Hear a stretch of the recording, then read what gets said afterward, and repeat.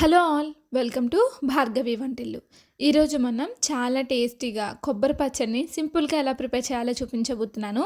రెగ్యులర్గా చేసుకునే పచ్చడి కాకుండా చాలా టేస్టీగా ఉంటుంది పచ్చడి. ఒకసారి రుచి చూస్తే చాలు చాలా బాగుంటుంది. ముఖ్యంగా టిఫిన్స్లోకి గారెల్లోకి అయితే ఈ పచ్చడి అద్దిరిపోతుంది. మరి పచ్చడి కోసం స్టవ్ మీద ప్యాన్ పెట్టుకొని 1 కప్పు వరకు నువ్వుల్ని యాడ్ చేసుకోండి. ఇవి సుమారుగా 4 నుంచి 5 టేబుల్ స్పూన్ వరకు ఉంటుంది. నువ్వుల్ని యాడ్ చేసుకొని ఇలా కలుపుకుంటూ ఫ్రై చేసుకోవాలి. కొబ్బరి పచ్చడిలో నువ్వుల్ని యాడ్ చేసుకొని మనం పచ్చడి చేసుకుంటే చాలా బాగుంటుంది. అసలు ఆ నువ్వుల ఫ్లేవర్ అనేది అస్సలు తెలీదు. టేస్ట్ అయితే అద్దిరిపోతుంది. చాలామంది నువ్వులు ఇష్టం లేని వాళ్ళు వాసన వచ్చేస్తుందేమో అని అనుకుంటారు. కానీ నువ్వుల స్మెల్ అనేది అస్సలు రాదు. అంత టేస్టీగా ఉంటుంది. మీడియం ఫ్లేమ్లో పెట్టుకొని నువ్వులు కాస్త ఫ్రై అయ్యేంత వరకు ఉంచుకోవాలి. కాస్త ఫ్రై అయిన తర్వాత ఈ నువ్వుల్ని ఇలా పక్కన పెట్టేసుకోవాలి. పూర్తిగా చల్లారిపోవాలి నువ్వులు అనేది. ఇప్పుడు మళ్ళీ అదే ప్యాన్లో 1 టేబుల్ స్పూన్ వరకు ఆయిల్ని యాడ్ చేసేసుకోవాలి. ఆయిల్ యాడ్ చేసుకున్న తర్వాత ఆయిల్ బాగా మరిగిన తర్వాత ఇందులో ఒక 5 నుంచి 6 వరకు పచ్చిమిర్చిని యాడ్ చేసుకోవాలి. పచ్చిమిర్చిని బూర మిరపకాయలు కాకుండా ఇలా సన్నంగా పొడుగ్గా ఉన్నవి తీసుకుంటే మనకి కారం అనేది ఎక్కువగా ఉంటాయి. టేస్ట్ కూడా బాగుంటుంది. బూర మిరపకాయలు అయితే ఎన్ని వేసినా సరే మనకి కారం అనేది తెలీదు. సో ఇలా కొన్ని తీసుకున్నా సరే కారం ఘాటుగా ఉంటుంది కాబట్టి సరిపోతుంది. సో ఇక్కడ 5 నుంచి 6 వరకు తీసుకున్న తర్వాత ఇవి ఈ కలర్లోకి వచ్చేంత వరకు ఫ్రై చేసుకోవాలి.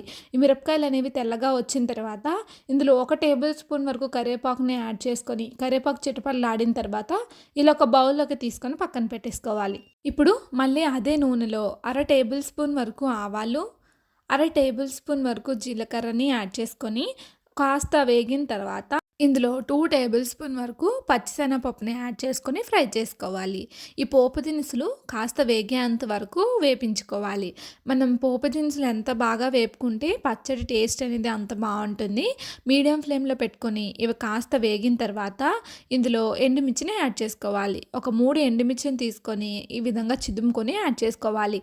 మనం ఆల్రెడీ మిరపకాయలని యాడ్ చేసాం కాబట్టి మీ కారాన్ని బట్టి యాడ్ చేయండి. ఎండుమిర్చిని ఎక్కువగా యాడ్ చేసేస్తే మనకి కారం అనేది ఘాటుగా అయిపోతుంది. ఇవి కూడా కాస్త వేగిన తర్వాత ఒక 5 నుంచి 6 రెమ్మల కరివేపాకును కూడా యాడ్ చేసేసుకొని స్టవ్ ఆఫ్ చేసేసుకోవాలి. కరివేపాకు చిటపటలాడిన తర్వాత ఈ పోపుని రెడీగా మనం పక్కన పెట్టేసుకోవాలి. చూడండి ఈ విధంగా వేపుకున్న తర్వాత ఈ పోపు మొత్తాన్ని పూర్తిగా చల్లారిపోవాలి. మరి మనకి వేడిగా ఉంటే పచ్చడిలోకి టేస్ట్ అనేది బాగోదు. కొందరు వేడివేడిలో వేస్తారు కానీ టేస్ట్ బాగోదు. ఇప్పుడు ఒక మిక్సింగ్ జార్ తీసుకొని అందులో మనం వేయించుకొని పక్కన పెట్టుకున్న నువ్వుల్ని, వేయించుకొని పక్కన పెట్టుకున్న కరివేపాకు, పచ్చిమిర్చిని యాడ్ చేసుకొని 1 టేబుల్ స్పూన్ వరకు ఉప్పుని యాడ్ చేసుకోండి. ఇక్కడ నేను కల్లుప్పు యాడ్ చేస్తున్నాను. మీకు రుచికి తగినంత యాడ్ చేసుకొని ఈ విధంగా మిక్సీ పట్టుకోవాలి. వాటర్ ఏమీ వేయకుండా ఈ విధంగా మిక్సీ పట్టుకుంటే మనకి ఈ విధంగా అతుక్కుపోతుంది. వాటర్ వేయకపోతే ఇలానే అతుక్కుపోతుందండి. నువ్వులు, పచ్చిమిర్చి మిక్సీ పట్టేటప్పుడు వాటర్ని వేయకుండా ఈ విధంగా చేత్తో కానీ స్పూన్తో కానీ ఈ విధంగా తీసేసుకోవాలి. ఇలా మొత్తం తీసుకున్న తర్వాత 1 కప్పు వరకు కట్ చేసుకొని వాష్ చేసుకుని పక్కన పెట్టుకున్న కొబ్బరి ముక్కల్ని యాడ్ చేసుకోవాలి. మరీ పెద్ద పీసెస్లా కాకుండా ఇలా చిన్న చిన్న పీసెస్లా కట్ చేసుకొని యాడ్ చేసుకోవాలి. కొబ్బరి పచ్చడి ఎప్పుడు చేసినా సరే లేతది కన్నా ముద్దరిది అయితేనే మనకి టేస్ట్ బాగుంటుంది. ఇందులో పులుపు కోసం ఒక పెద్ద నిమ్మకాయ సైజ్ అంతా చింతపండు తీసుకొని వాటర్లో ఒక 10 నిమిషాలు నానబెట్టుకొని ఈ విధంగా పక్కన పెట్టేసుకోవాలి. 10 నిమిషాలకి చింతపండు అనేది ఈ విధంగా నానుతుంది. వాటర్తో కాకుండా ఉట్టి చింత తొక్కని ఈ విధంగా యాడ్ చేసుకొని మిగిలిన వాటర్ని పచ్చడిలోకి యాడ్ చేసేసుకోవాలి. ఇలా యాడ్ చేసుకొని మళ్ళీ ఒకసారి మూత పెట్టుకొని మెత్తగా మిక్సీ పట్టుకోవాలి. మీకు తగినంత వాటర్ని యాడ్ చేసుకొని మెత్తగా మిక్సీ పట్టుకోండి. మనం రైస్లోకి చేస్తున్నాం కాబట్టి పచ్చడి అనేది మనకు మెత్తగా ఉంటే బాగుంటుంది. బరక బరకలా మనం పచ్చడిని చేస్తే మనకి టేస్ట్ అనేది బాగోదు. గారెల్లోకి, టిఫిన్స్లోకి చేసేటప్పుడు బరక బరకగా చేసుకోండి. టేస్ట్ అయితే బాగుంటుంది. ఈ విధంగా పచ్చడిని ప్రిపేర్ చేసుకున్న తర్వాత చూడండి ఎంత మెత్తగా మిక్సీ పట్టుకున్నామో. ఇప్పుడు ఒక బౌల్లోకి తీసేసుకొని ఈ పచ్చడి మొత్తాన్ని యాడ్ చేసేసుకోవాలి. లేత కొబ్బరికాయతో కాకుండా ముద్దర కొబ్బరికాయతో మనం పచ్చడిని చేసుకుంటే టేస్ట్ అయితే చాలా బాగుంటుంది.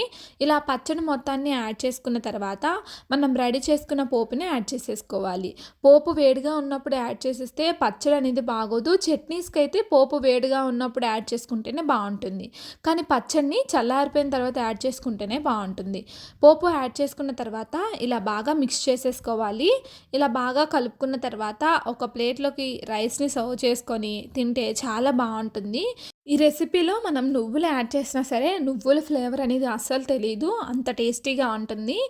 ఈ అన్నంలోకి వేడివేడిగా పచ్చడిని యాడ్ చేసుకొని సర్వ్ చేసుకొని తింటే ముద్ద ముద్దలో ఆనందం పొందుతారు. అంత టేస్టీగా ఉంటుంది. తిన్నప్పుడు పుల్ల పుల్లగా చాలా బావుంటుంది.